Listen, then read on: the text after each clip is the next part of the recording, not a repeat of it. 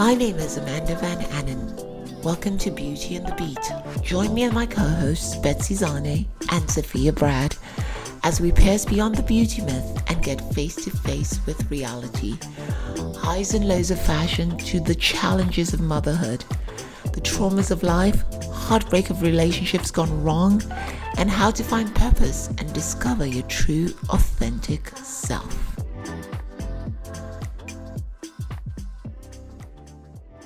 Welcome to episode 6, Heal Your Life. Today we'll be talking about energy and healing. To help us delve deeper into the subject, we've got no other than Emily Hauptman. Emily is a financial consultant in Denver, Colorado, with a passion for creative healing. She began exploring her intuitive gifts through Reiki in 2015. Between 2015 and 2019, she went to law school and became a lawyer. Though she had everything she wanted, she found herself deeply unhappy and lost. She did not feel like she was serving her life's purpose. After much soul searching and a return to her energy work, she mustered up the courage to leave her law job. And in doing so, she manifested an incredible part-time career as a financial consultant and launched her personal energy business. In November 2019, she opened her Etsy shop and has grown the shop to include several spiritual healing tools. She recently has expanded her work to include healing services like workshops, individual energy sessions, and distance Reiki healing. She's a proud practitioner of the Seraphim wisdom, a designation held by only a few hundred healers worldwide. She loves sharing angel energy through her work, and her mission is to help her clients return to a state of energetic awareness, alignment, and flow. Emily, welcome to the Beauty and the Beat.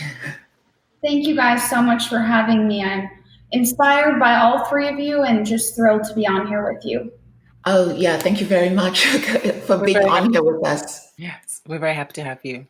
Yes. So I'm going to start this by asking you, Emily, you say you are an energy healer. But before we start, I'd like you to explain to our audience what exactly that is.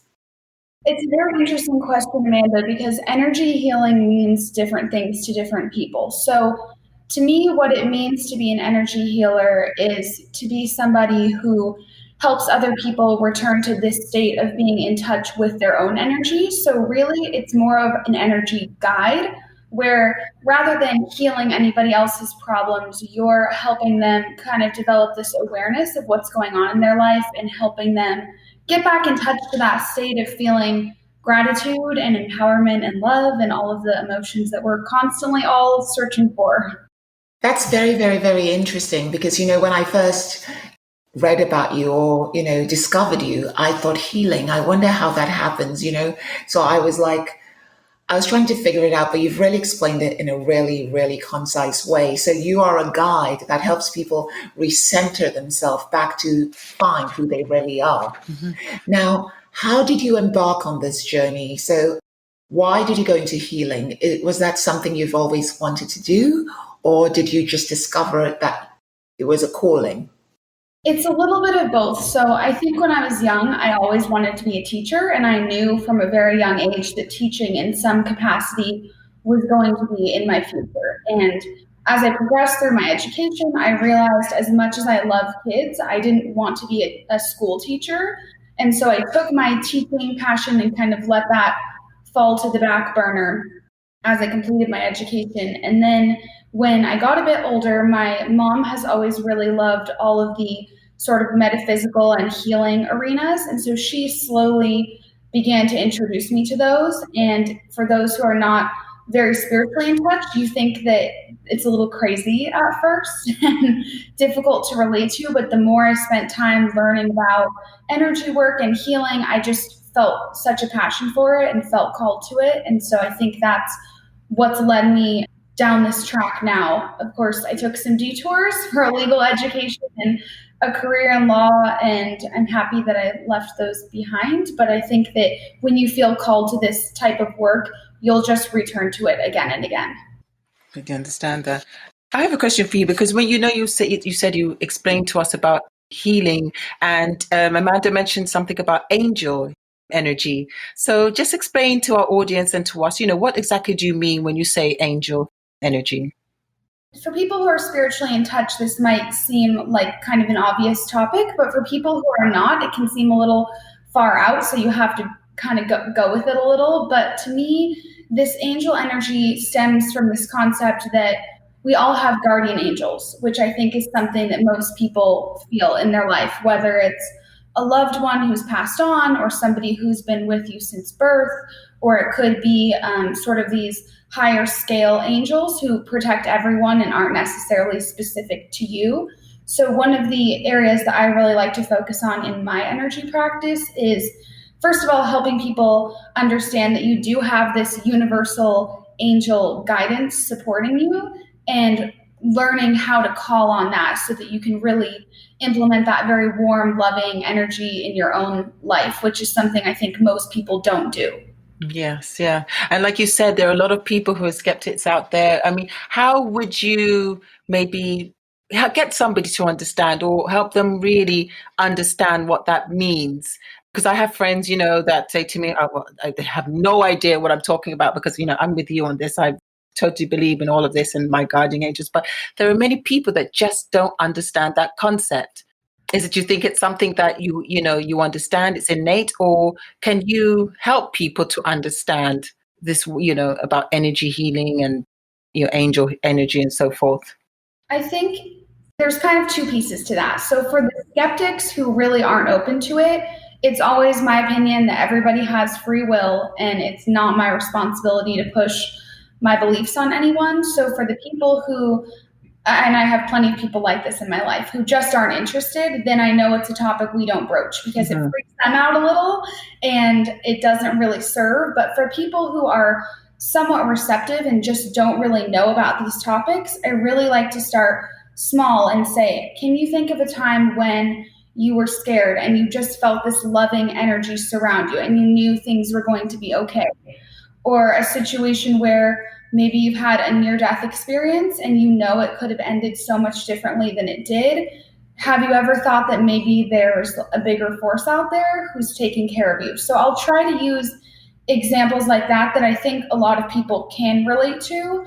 But at the end of the day, being receptive to these energies, I feel, is a very personal path. And if you're not there yet, I hope you do get there because it's wonderful, but I'm not going to be the one to force you down that path. And I find my clients tend to find me, and it's always people who are interested in this line of work already. Yeah, that's very true. Yes. Yeah. So obviously, one of the main reasons clients come to you is because they're expecting some sort of shift in their life, whether it's they're going through, I don't know, financial problems, relationship problems, just general stress, family. Now, if a client came to you to get your services with a problem or a blockage, how exactly do you go about recognizing their blockage and then healing them? I think the starting point whenever you're trying to look at shifts in your life is first looking at the emotions that are coming up. And I know this is something that you ladies have touched on in a number of your other episodes, is that your emotions are sort of like a compass. When you're feeling terrible, you just know you're not on track. And when you're feeling in touch and flowing, you feel joy and gratitude pretty effortlessly. And so what I try to do when I'm working with people is first find out just what are they feeling, because what they're feeling is typically, it's the place of the problem, if not a really good starting point. And I find women are much better able to articulate their feelings. It's something that men have a much harder time with. So most of my clients tend to be women who are just able to really open up on that level. So I'll kind of start by asking, where are you at? Because when people are looking for a healer, they typically have something in mind, as you said, Amanda, a shift they're trying to make. So often they're guiding me too in how we have these conversations. And once we're able to identify what are the emotions that you're feeling, is this a past trauma that's being triggered, which is something I know Sophia's mentioned in past episodes, where triggers can come up at any time. And if you really delve into those, you can often identify exactly where we need to be focusing our shift. Yes. So that's really interesting. So a client comes to you, they're trying to get a shift. You are going to work with them through their emotions, and then you're going to recognize where they need or what they need to shift. Now, I know you do energy healing tools. How does that come about from what you've just said? So the tools I use are all pretty varied, and it depends kind of if I'm focusing on the personal development side of my business or more the product side.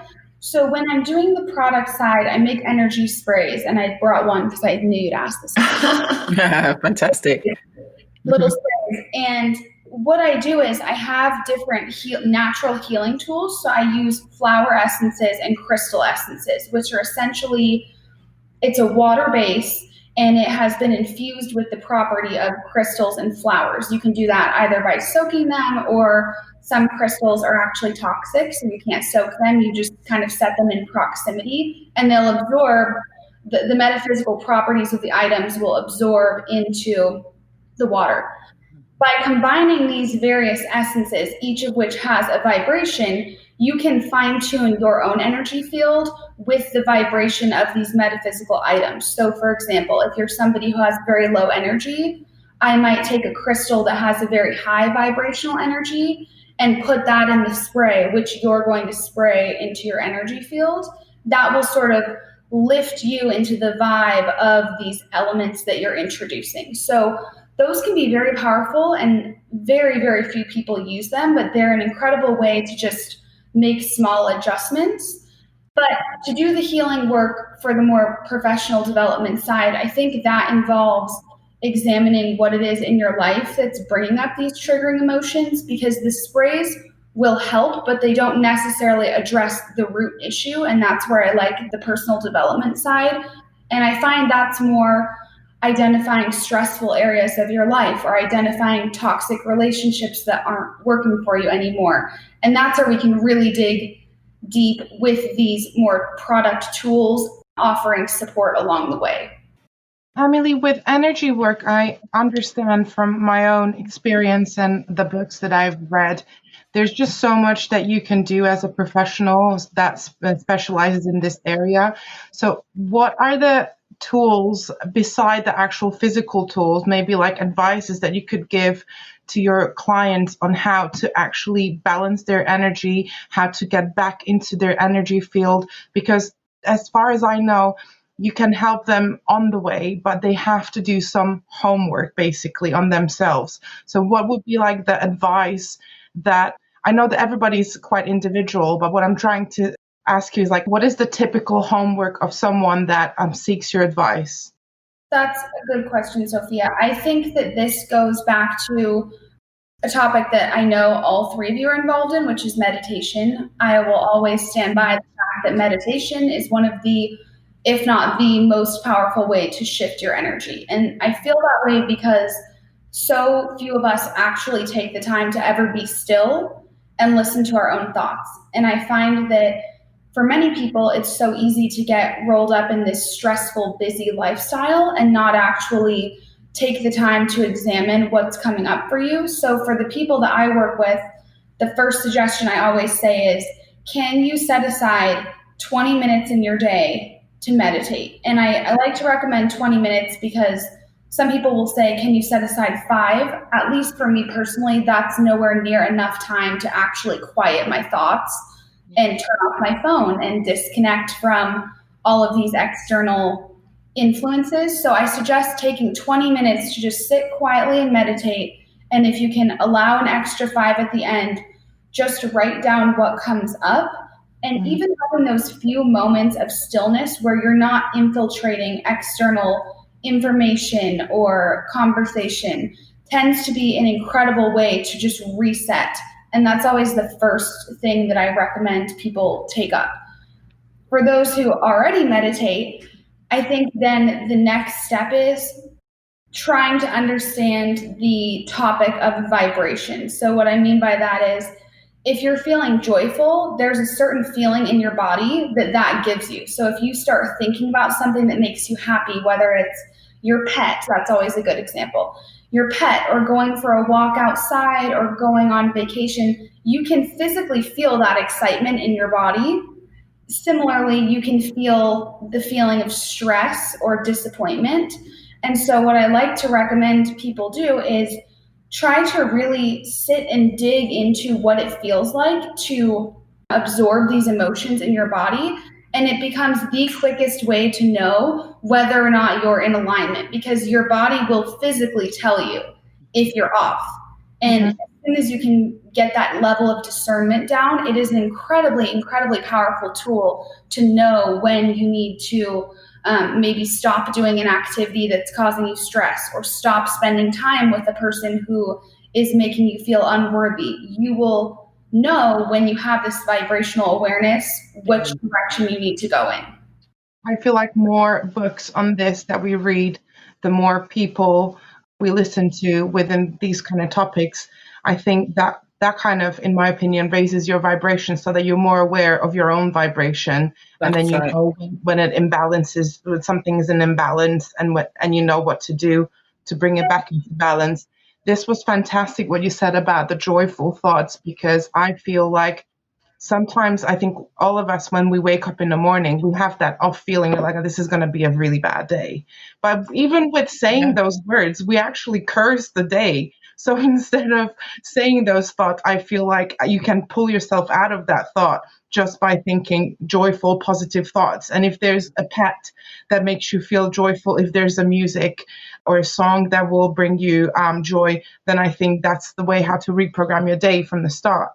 I absolutely agree. I think when you do the first step of meditation and learning to be still, the second step of learning what a vibration feels like, then the third step is what you're getting to, Sophia, which is making a different choice. So that's where I can lead my clients to the door, but you're the one who has to step through it, which comes to the point of, if you're noticing that you're not in alignment, now you have to make a change. It's not enough just to notice it. And that's, I think, where so many people get hung up, and where many of us get hung up in our life, is sometimes we know things are off, but we're not willing to actually take that next step to correct it.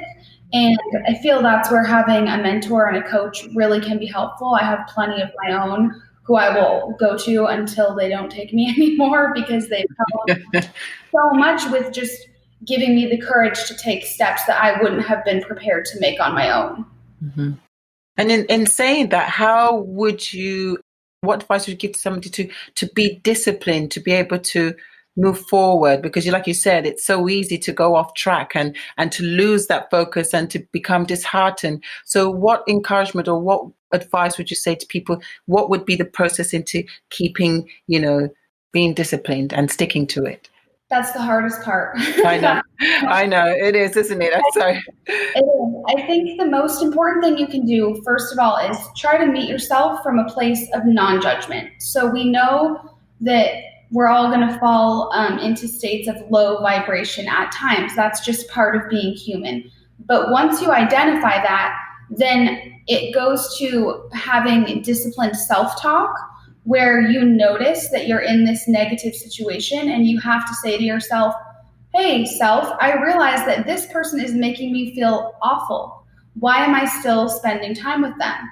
Or, hey, self, I realize that when I look in the mirror and tell myself these negative things, it's ruining my day. Next time, I'm not going to do that. And then I often find I'll have the awareness, then I'll make the mistake again 1 or 2 times. But this time I know that I'm making the mistake. By the third or fourth time, I'm not saying negative things to myself in the mirror. I'm not calling up somebody who I know isn't going to make me feel good. And so I think it's really this kind of process where you don't have the awareness and then suddenly shift. It's more of a process of seeing where these patterns play out in your life. And at that point, you can learn to make the adjustments. Yes, very true. I totally agree with that. Yeah. I mean, for me, I remember, when I for me to enable to make that shift, I went into a shop once and I found these postcards which had like very, positive affirmations and quotes. So I framed them and put them up around my house. So, just a daily reminder when, like you say, when I'm feeling low, I just take a look and they're all around. I have lots of positive quotes all around and posters and paintings around my home. So that if I do have that moment of, low, then I just take and there's a, constant daily reminder. So I guess you're right, finding what works for you and what. So, Emily, go on. Discipline has habits. And so if you can start making a habit, you almost take the discipline out of it, where you would now know, Betsy, oh, I'm feeling low. I'm going to go look at my affirmations. And then you've already found a way to implement that shift as a daily routine. Yeah. And it just takes this conscious awareness. But once you have an awareness, at least I find, and this is not to self-aggrandize, but I feel like I'm almost always in a pretty positive headspace, but it's just because I practiced it so much that now not doing it, it's so easy for me to recognize when I'm not lined up anymore, because my new normal is being positive and optimistic, and everybody is capable of getting to that point.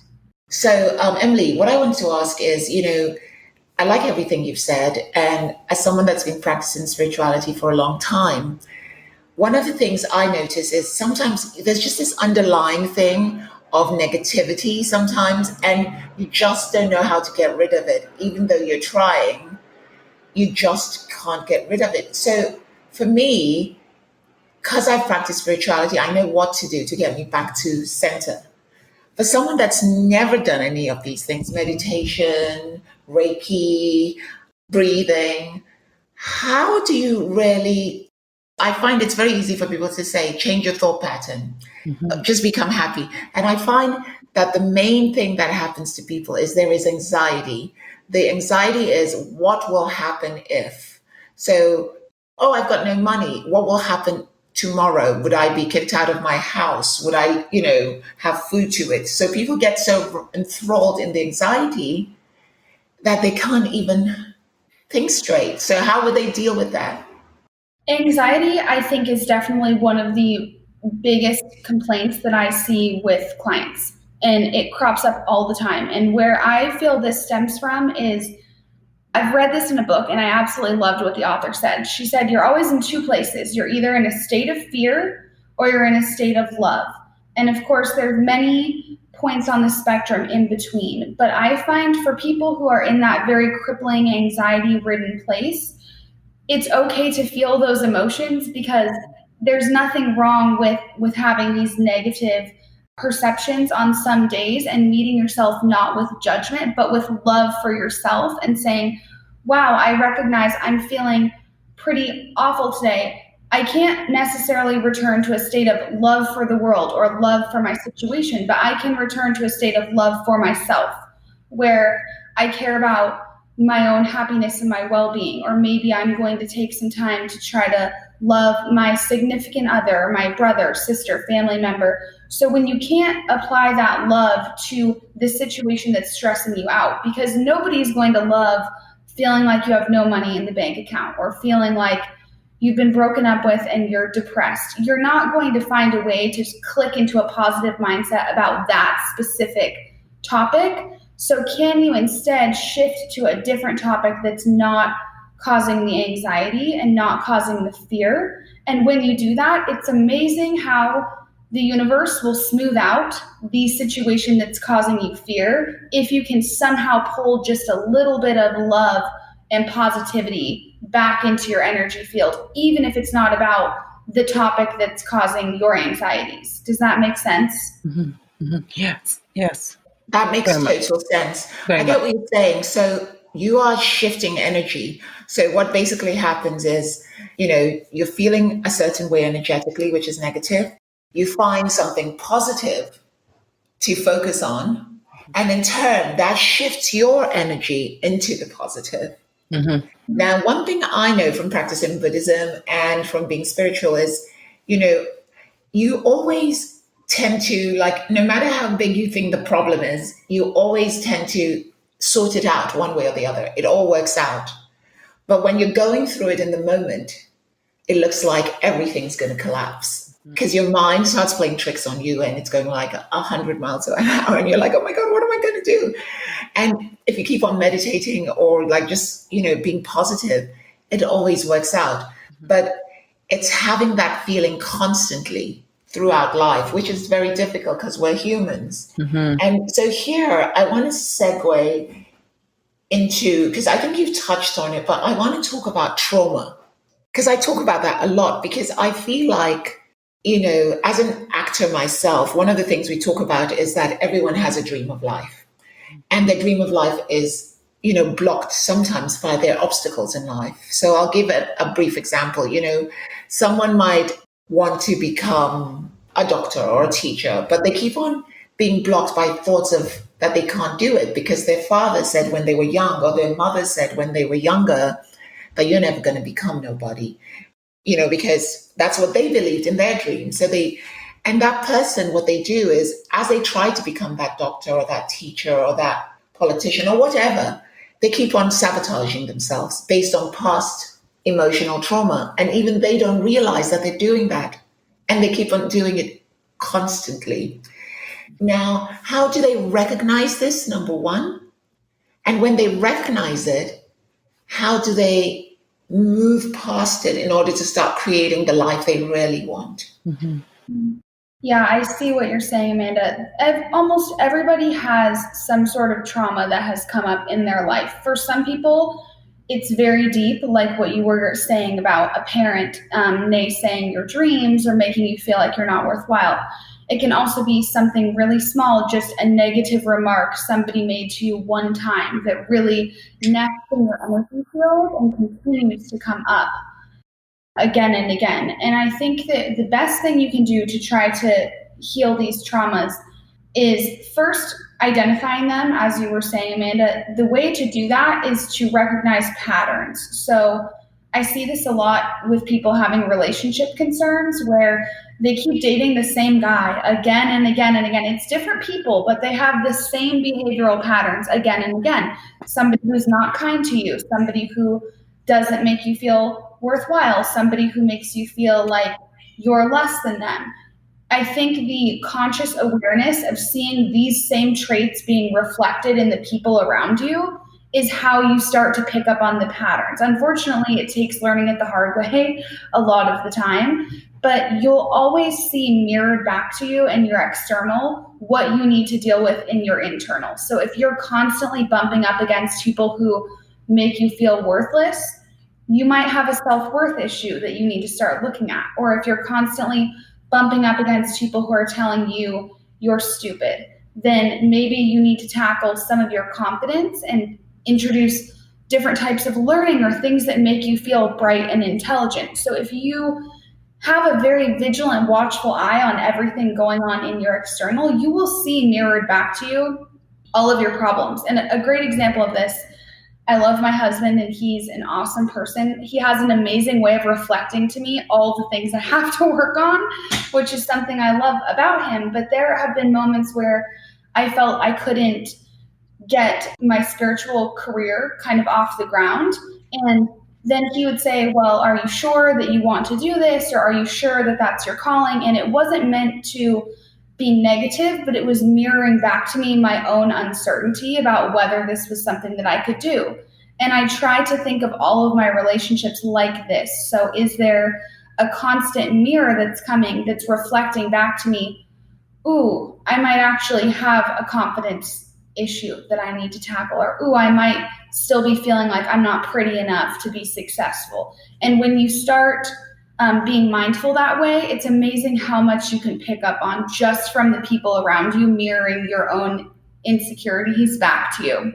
That is very, very, very interesting, because I think that is the one thing you said that I think is going to resonate with everybody. So everybody listening to this out there, it's like, sometimes in life when we get things we don't want to get, it's just a mirror of who we are. And I deeply, deeply really believe in that everything that happens in our life is a reflection of ourselves. And sometimes we don't want to look at it, but it forces us to look at it and deal with ourselves. And that is just so profound.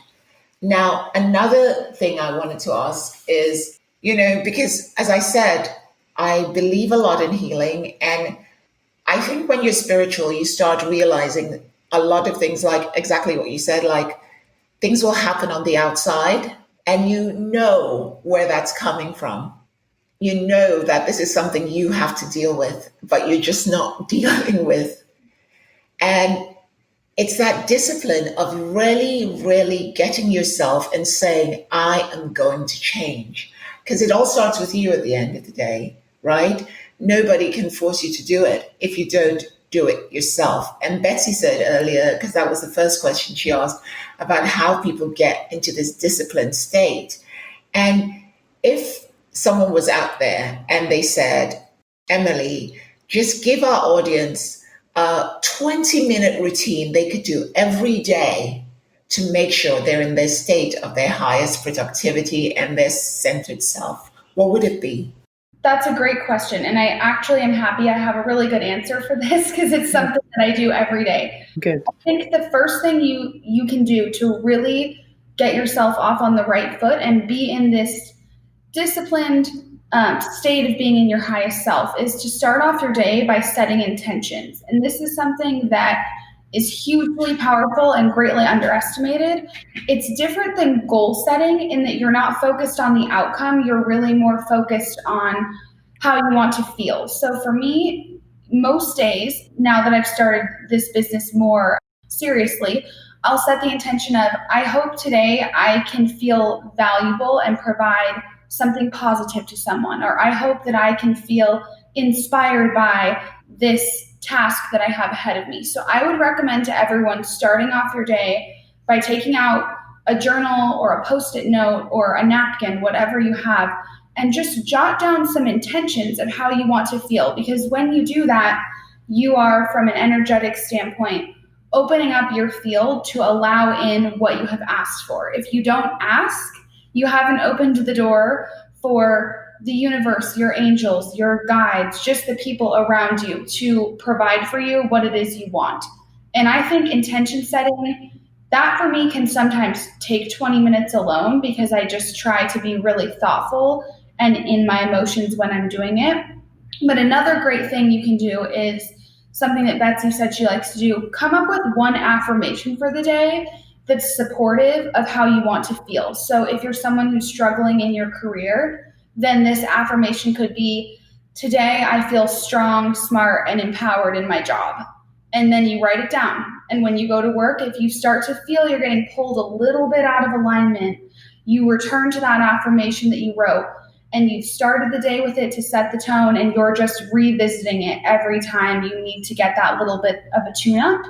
Those are two really powerful strategies that even not the most spiritual people, I think, can get behind. Yes, I agree. Outside of the intention, is there anything else what we should do in the morning?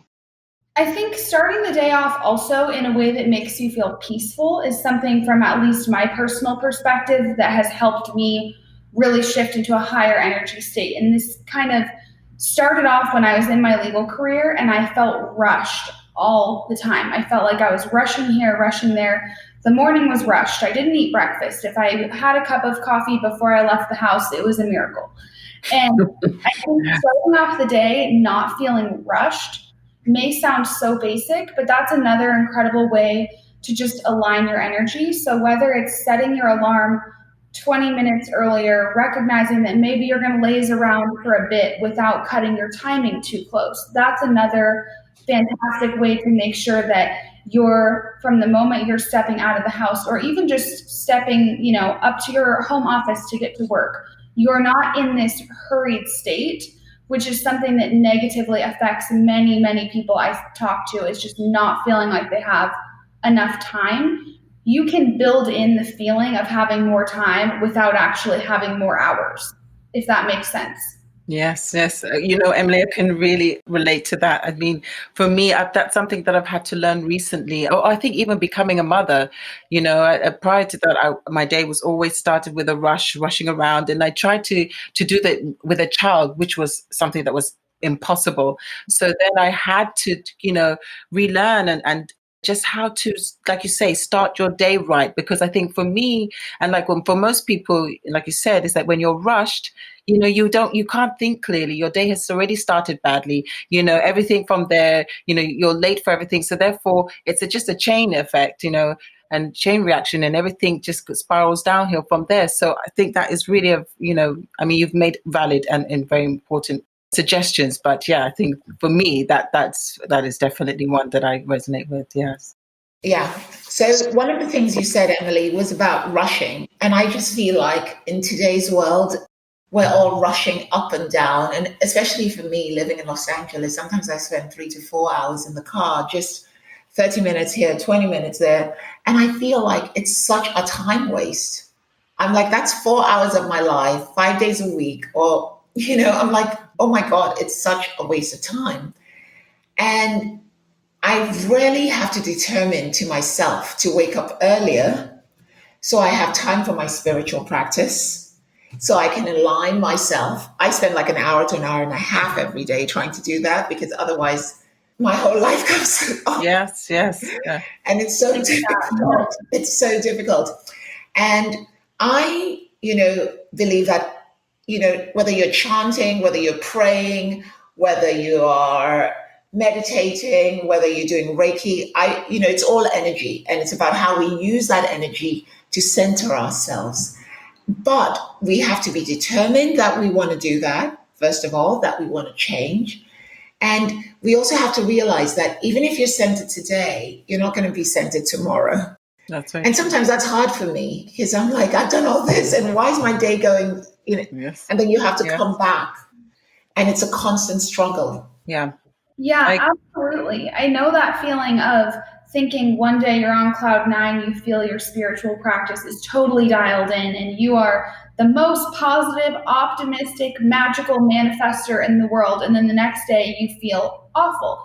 And I think that's part of this human experience of constantly running into different energies, that sometimes you can absorb energies from the external world that aren't necessarily your own. And that's something that I also try to remind clients of, is try to be cognizant when you're feeling an emotion of whether it started with you, because a lot of times we get pulled out of this centered place by running into a situation that kind of puts a little dark cloud in our field that sticks with us. So something, to give a practical example you could be aware of, is when I am sitting in all of this traffic and I start to feel anxiety and frustration, is that starting with me, or am I picking up on all these other drivers on the road with me who are in a hurry and having a difficult time? Because it's very possible that you can absorb somebody else's emotions. So I try to tell people, when you're at work,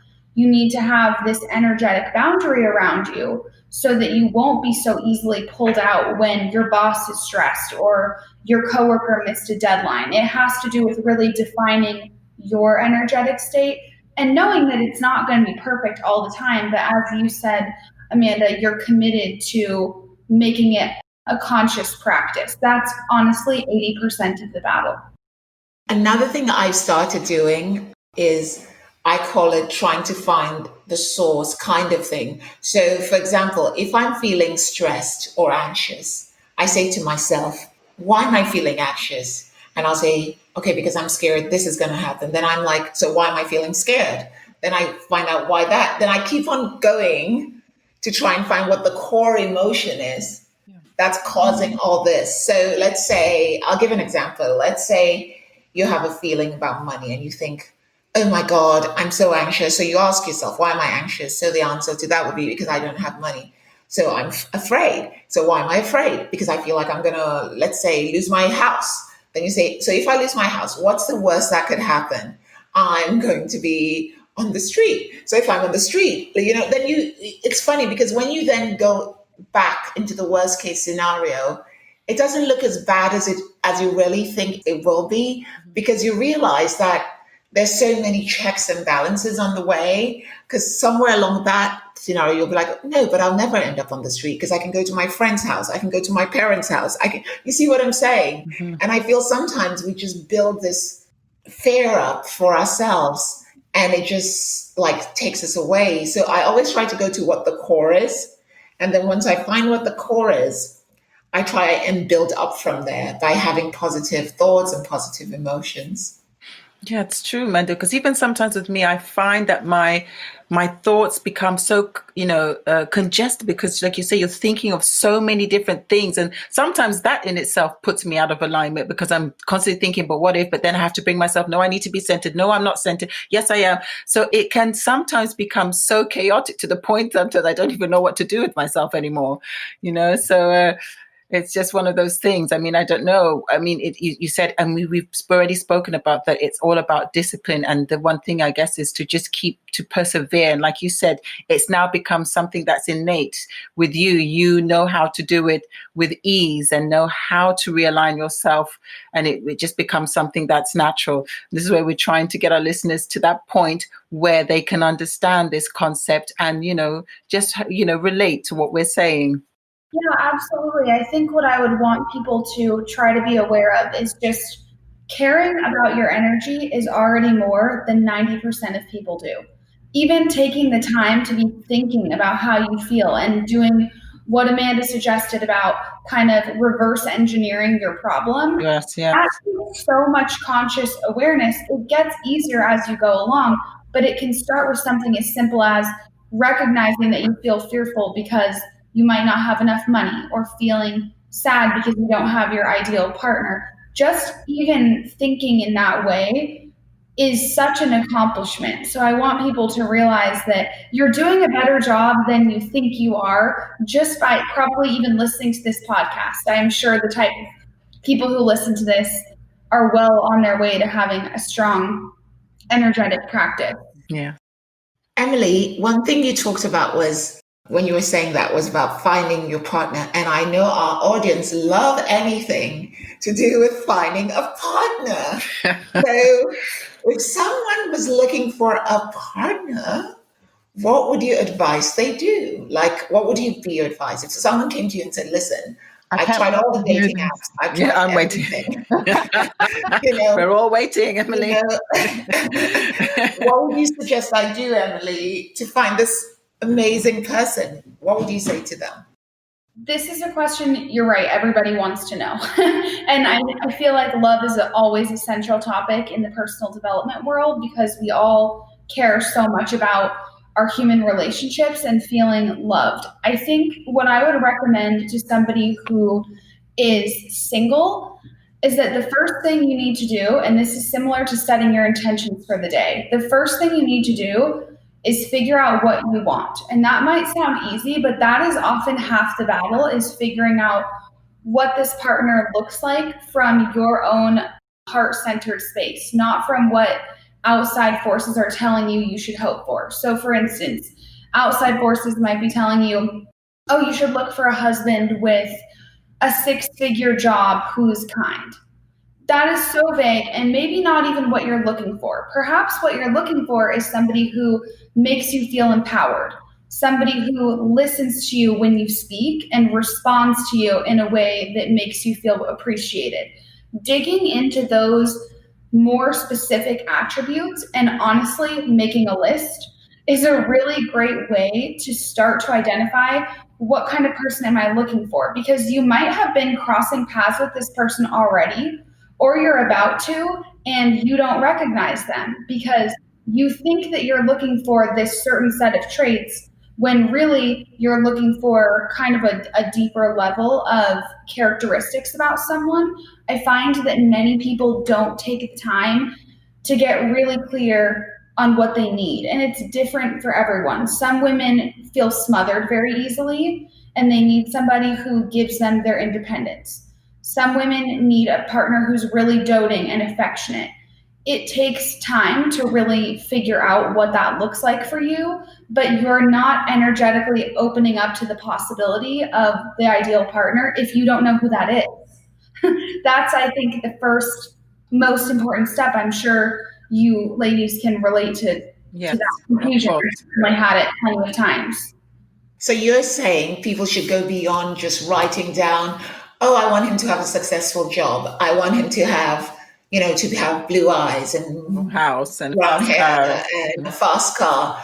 You want them to go into not only his traits, but also how he makes them feel. Mm-hmm. So someone that empowers me.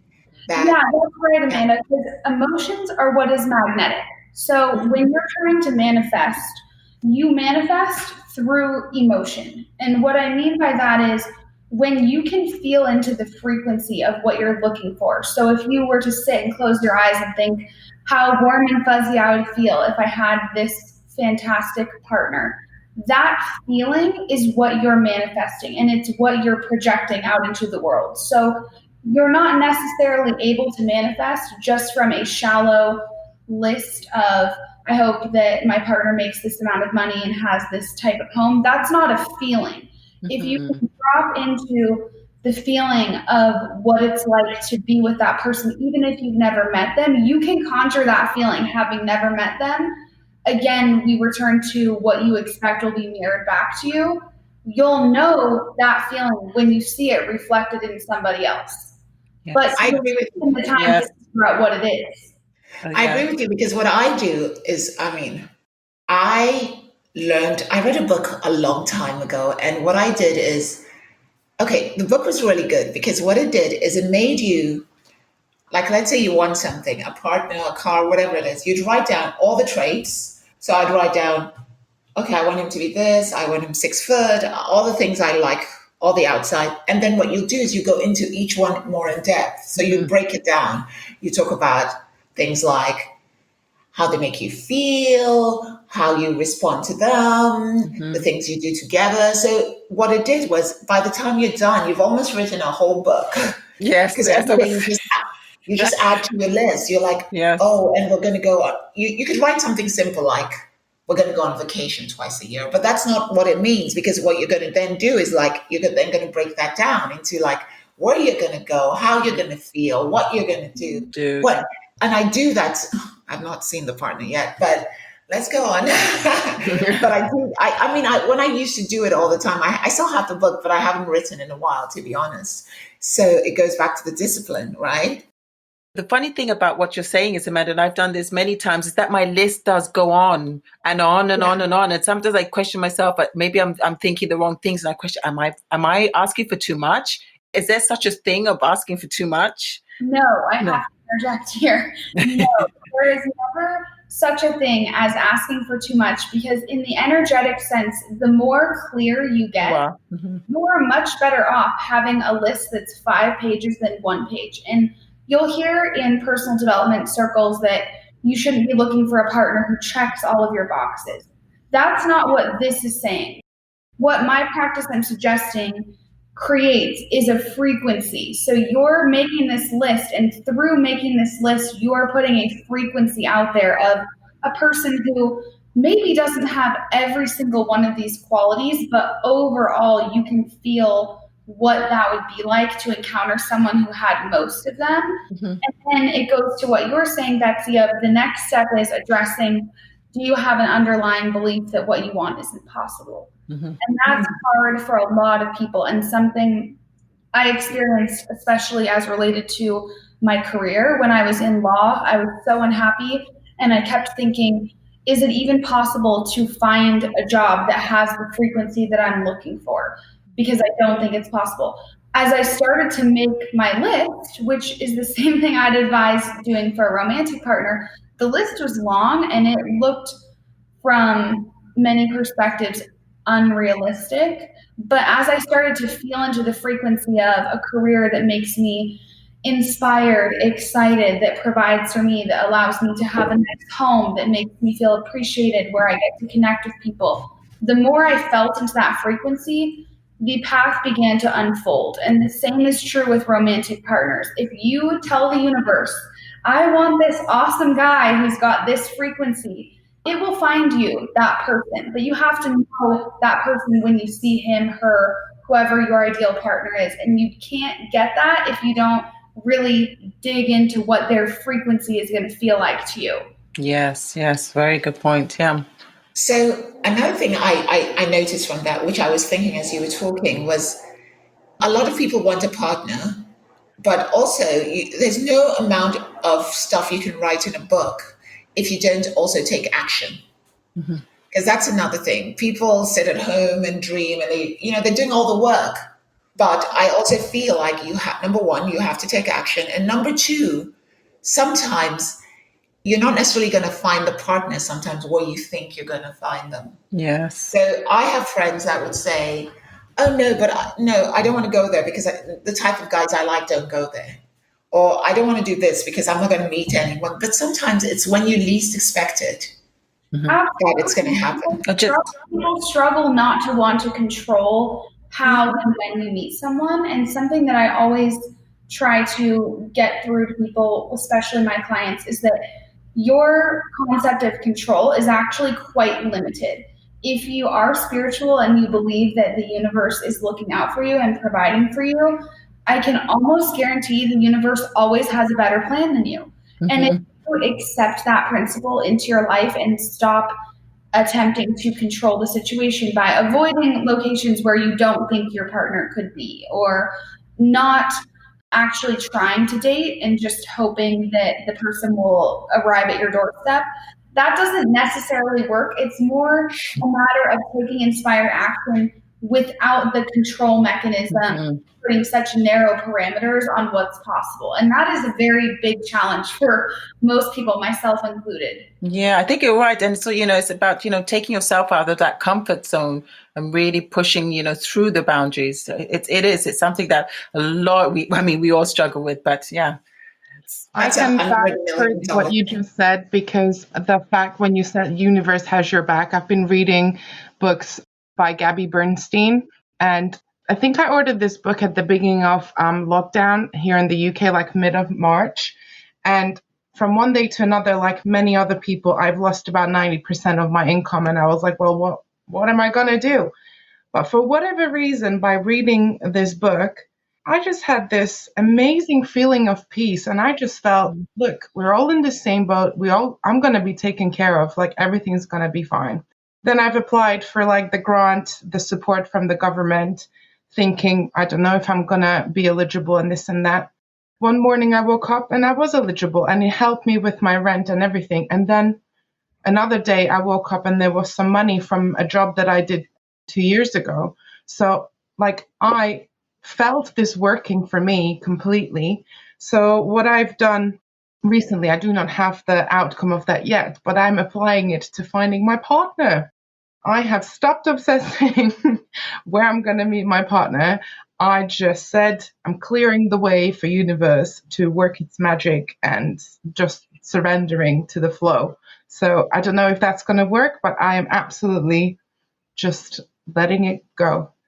That's amazing, Sophia. Also, I love Gabby Bernstein. Read every single one of her books because they're so good. But I think that's a perfect example of how, if you're not so caught up in where the money is going to come from or the timing of how things are going to work out, you're in this peaceful, energetic state that allows for the best possible outcomes to reach you. And I would say, especially for people who are already in relationships, you can still use this incredible power to make your current relationship better. And that's something that my husband and I are always working on. And there were times where we split, not after being married, but we had split up for a while before actually making the move to getting engaged, because I was coming from a place of really trying so hard to control everything to the point that it was strangling our relationship. And I think that's something many women can relate to, is when you get to this point where you love somebody so much, but yet you can't let things flow. And that applies to every area of your life. It's pretty amazing that when you can get to a point of just trusting, I know that's so much easier said than done, but when you can get to a point of trusting, it will allow the universe to smooth out every aspect of your life. It also feels like, like when you let the energy flow, you don't choke the flow of the energy. It will flourish and it will continue flowing. But if you cling on to something so strongly, you kind of like choke it a little bit. So it's not going to have the same flow, and it's not going to be able to come back to you as fast as it would come back to you if you release the grip on it and just go with the flow. And you know what's interesting when you say that, for me, when I'm able to let go, there's this overwhelming feeling of just security. I don't know if you all can relate. There's a warm feeling that I know that I'm guarded. I know that I'm protected. And for me, I also get this feeling of just, I'm untouchable. I can do anything and everything. I know I am safe. So, for everybody out there, if you really work hard and channel yourself and your energies, it's the best feeling ever. That sense of security and know that everything you're safe. That's me. That's my feeling. I don't know if any of you can relate to that. One thing I wanted to ask Emily as well, Betsy, thank you very much for that. I totally get it. But that question actually is I want to ask one thing that I always ask in every podcast. So you've got someone, they're doing all this energy work, they're trying to attract the perfect partner, whatever it is, or the job they want. But those outside voices that keep on talking to people, that's a huge problem in today's world, especially with social media. And even though they are where they're at, they feel all this pressure, like, oh my God, I don't have the perfect relationship because online I see all these people in all these pictures and they just look so perfect, all these couples on Instagram. And then, I don't have this career because people are, and a lot of that, as we all know, is not reality. It's all made up. But I also believe in the power of, listening to the chit chat outside, because sometimes you're fully aligned and then you just go out or you start looking on social media and it throws you off balance. So what would you advise me to people to try and maintain their center?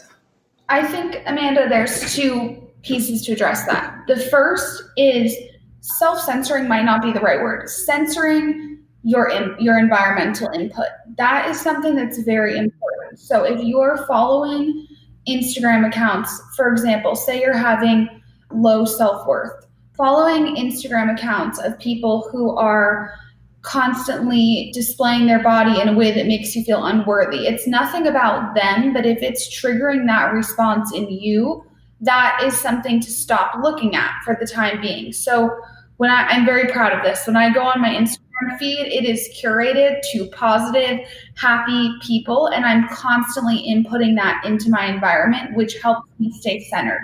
And when I see people who are spreading hateful, racist, harmful, biased messages, unfollow, unsubscribe. That's not the energy that I need in my field. And you have to be able to take that inspired action to know when to cut off sources of information that are hurting you. And that's just so important. But I think also more than just trying to quiet all the outside voices is just learning to strengthen your inner voice and listening to that one more than the others. That's something that you can really cultivate through the power of meditation. But there will always be outside voices. So if you can make your own inner voice so loud that you don't hear the outside voices, you will never have to worry about it. Yeah, bravo. Thank you. Really good advice there. Thank you.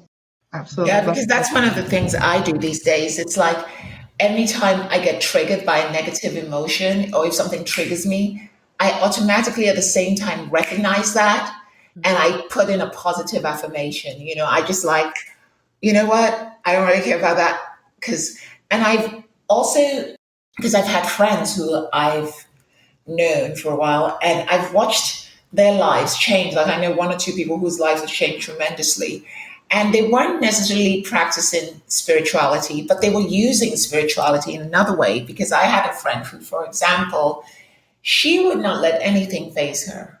She didn't care if someone said this, if someone said that. She just kept her focus on what she wanted. And everything she wanted, she manifested. Mm-hmm.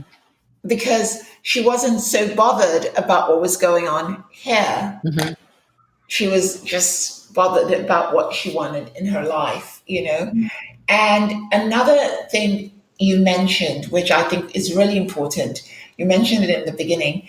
I believe whenever you want to attract something in your life, even if it's not there at that moment, you can kind of get the energy of it into your life.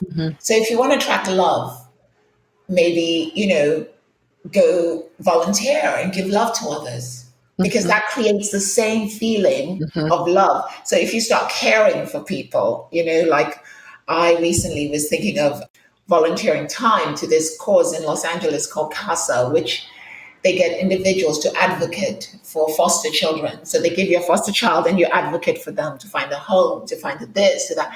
At first I was like, oh my God, that would be so much, it's such a commitment. And another thing, it's like so much, it's like, oh my God, this poor child, I have to go through all this to make sure but then that's the same emotion as finding a partner and creating a family. And when I'm going to do that now, and I'm going to come back and tell you guys. Well, you're so right. Energy is indiscriminate in terms of the category of your life. Yes. You're feeling loving, whether that's loving towards your partner, your career, your health, your fitness, your free time, your reading, your spirituality. Loving is just a very broad based emotion, and if you can implement more of that into your life, you'll attract it in the areas where it's lacking. And isn't it that they say, self-love is also, giving back to society? You give back. Yeah, absolutely. And it's funny you'd say that, Amanda, because with your volunteering pursuits, because one of the things that when I was looking for a new career and looking for the courage to leave the legal world, I started volunteering at a children's hospital.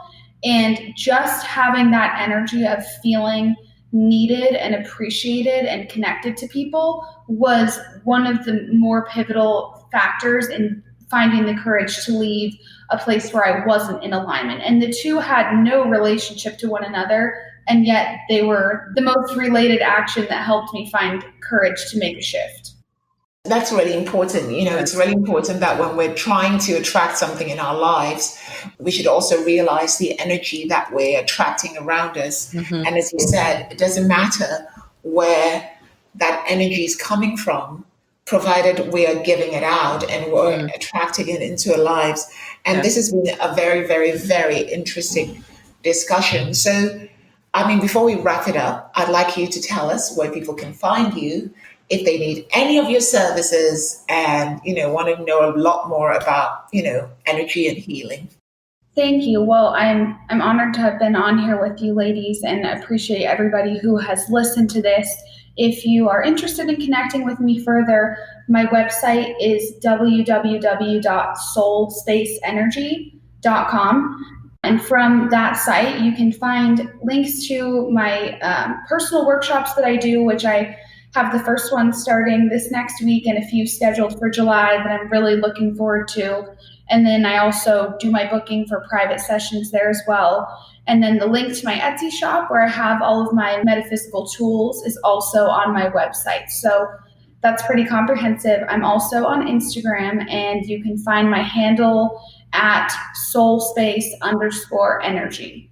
And I would love to get to know and connect with anybody who's interested in this line of work. It's totally my passion, and I could chat with so many wonderful women about it forever, and men as well. But I'm just grateful to have the opportunity to connect with ladies like you who are so like-minded and positive and empowered. Thank you. Thank you. It's a real pleasure. From your voice and from how you're speaking about it, you really found your true calling and your passion, and it's been wonderful listening to you. And obviously, I feel like all four of us have like the same vibration. And we absolutely loved having you. We might have you here again. Yeah, I think so as well. Thank you. I think so as well. And as Sophia said, it was really, really great having you. So one of the things I found from Emily's website, she says, with support of the universe behind you, personal empowerment becomes a natural state of being. With help from Soul Space Energy, you will cultivate a practice of growth and healing that restores mental, emotional, and physical wellness. Emily, thank you very much for coming on the show, and we look forward to having you again. Thank you, Emily. Thank you, Emily. Thank you guys. Take care. Real pleasure.